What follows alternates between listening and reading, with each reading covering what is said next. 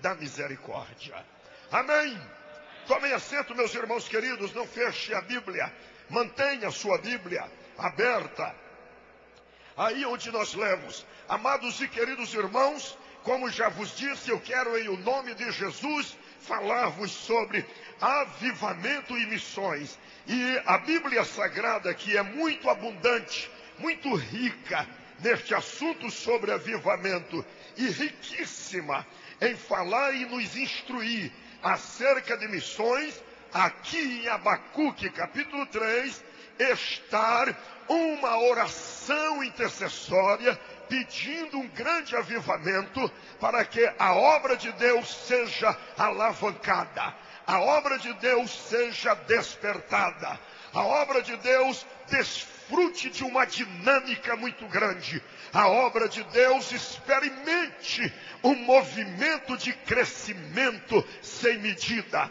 O profeta Abacuque, conhecido por todos os teólogos ou estudiosos da Bíblia como um dos profetas menores. E como sabeis, essa questão de profeta menores ou maiores não tem nada a ver com preconceito ou outro tipo de avaliações. Profetas menores são aqueles que apareceram no cenário profético e profetizaram por um período tão rápido, tão curto, não obstante suas mensagens proféticas ter surtido efeitos eternos. A prova disto é que nós estamos vivendo os efeitos e os cumprimentos destas profecias, mas o período ministerial destes profetas foi tão rápido, ao tempo que outros profetas, chamados de profetas maiores, como Isaías, como Jeremias, Ezequiel e até Daniel, tiveram um período de exercício de ministério profético mais longo.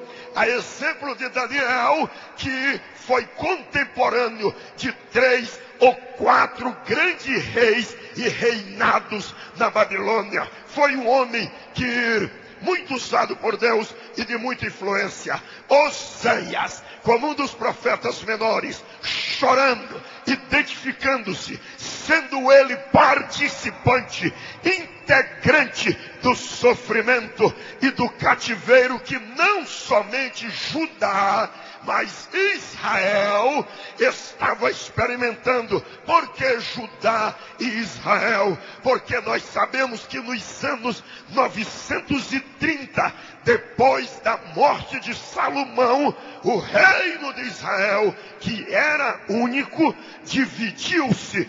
Duas grandes nações ou tribos, duas grandes tribos, Judá e Benjamim, foram para o sul, as outras 10 para o norte. E como Judá era maior do que Benjamim, predominou o nome, a tribo de Judá, ou as tribos do sul, e as outras 10, as tribos do norte. Por desobediência dessas tribos de Israel, tanto as do sul quanto as do norte, elas experimentaram mais de uma vez cativeiros. Uma ocasião, nos anos 604 a.C., foram levados pelo império de Nabucodonosor para a Babilônia.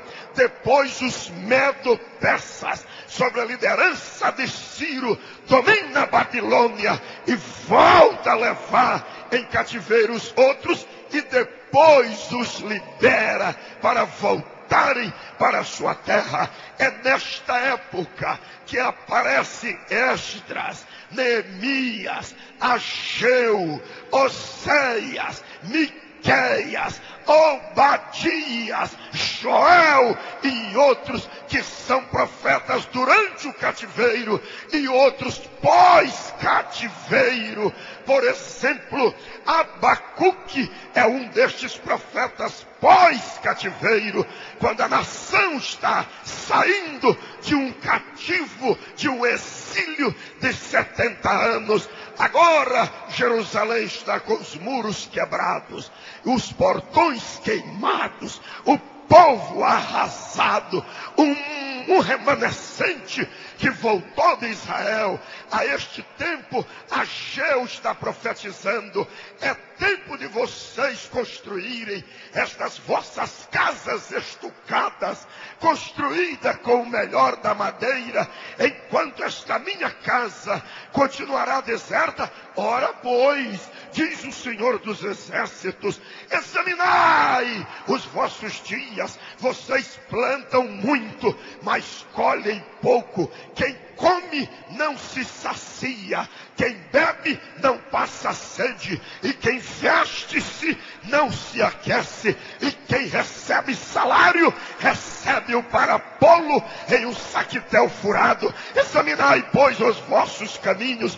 Quem dentre vocês viu a glória do primeiro templo e despreza esta minha casa?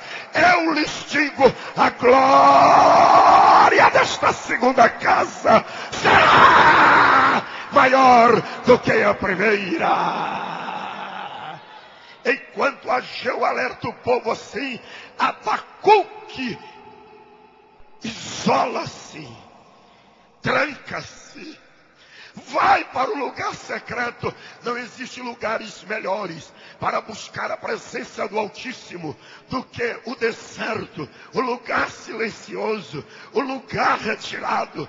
Eu abro um parêntese para dizer-lhes, todos os grandes homens da Bíblia foram homens que passaram pela faculdade do deserto. Como o deserto nos ensina Elias, Moisés, aleluia, Jesus Cristo, João na ilha de Pátimos, o apóstolo Paulo. Há momentos que Deus nos tira desta popularidade toda. Há momentos que Deus nos tira deste mover tão gostoso, nos leva para o deserto para nos revelar coisas maiores, sublimes, e que o homem natural não pode conhecer.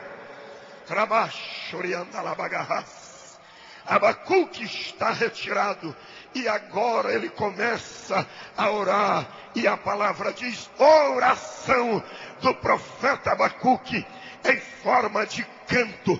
No hebraico do Antigo Testamento, esta palavra em forma de canto, ela significa gionote, que quer dizer chorar alto. Isto implica em dizer que Abacuque estava chorando alto, estava derramando lágrimas, soluçando, e dizia, aviva, ó Senhor, a tua obra.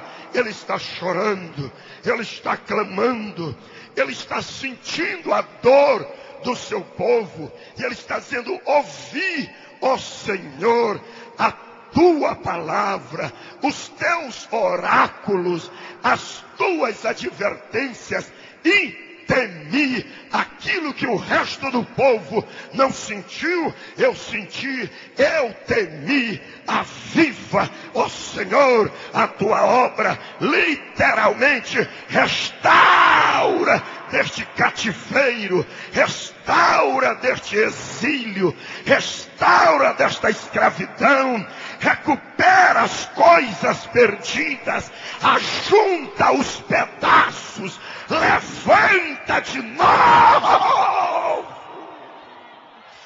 Rei do Renachandaraia, aviva, ó Senhor, a tua obra, e no meio dos anos a notifica, torna destacada, notória, exaltada, dominante, influente e reinante sobre as nações.